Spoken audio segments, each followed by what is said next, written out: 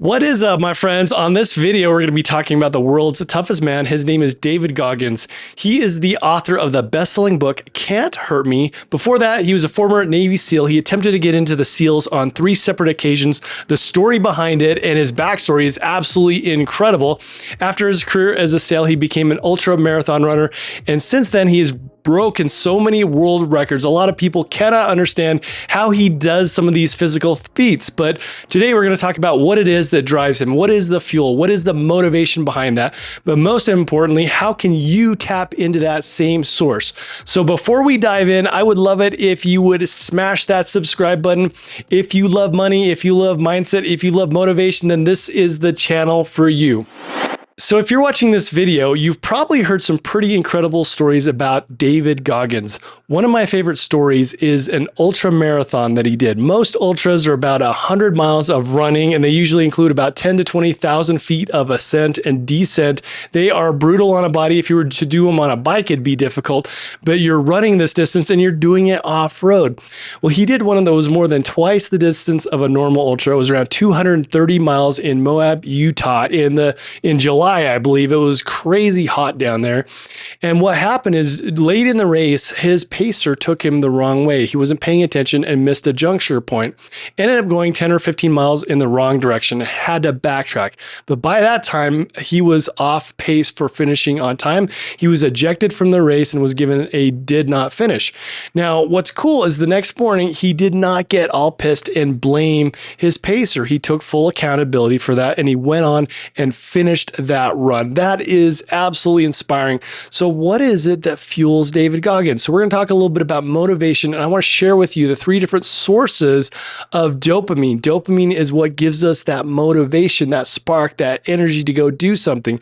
And we can get it from external sources, or we can find ways to create it from within.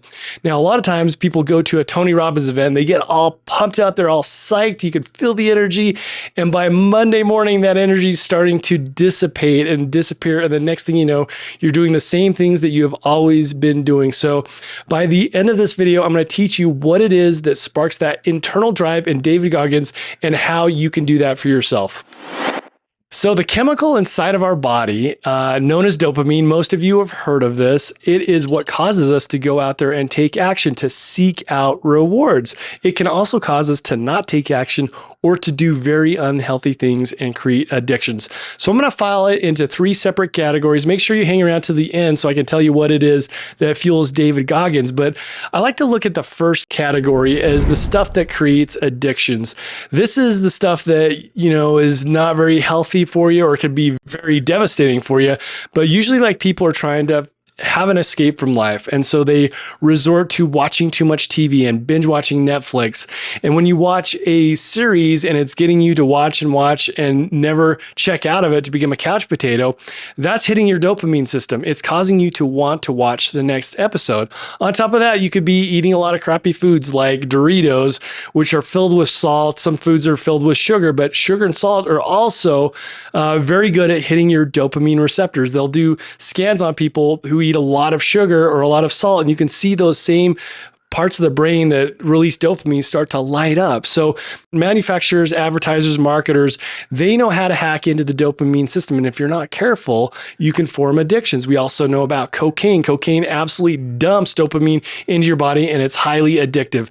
But also think about like sex and pornography or gambling, right? Gambling can be highly addictive. And think about the structure of a casino. You go in there and there's all those lights and the sounds. The way that they design everything is very intentional about triggering dopamine into your body to get you consuming more. The stock market is the same way. Think about clothing and advertising, social media, all this stuff is very intentionally designed to get you to chase and chase and chase. So those are some of the unhealthy forms of dopamine. So the second bucket of dopamine is what I call the external rewards. So these are things like having a 7-figure income, a net worth of 7 figures, a job, a career, a title, CEO, executive, external validation, a huge social media presence. Well, what's cool about this is this type of dopamine causes you to be highly productive. The problem with it, though, is it gets you chasing and chasing. So you've all heard of those millionaires and billionaires out there that, they get get to where they're at and they're temporarily fulfilled. But then that starts to wear off. It starts to dissipate. Next thing you know, they're jumping on what I call the dopamine treadmill and chasing and chasing and chasing. So this is why so many people are unfulfilled, is because they've made the external thing, the title, the amount of money that they have, the nice car or the nice house as their thing.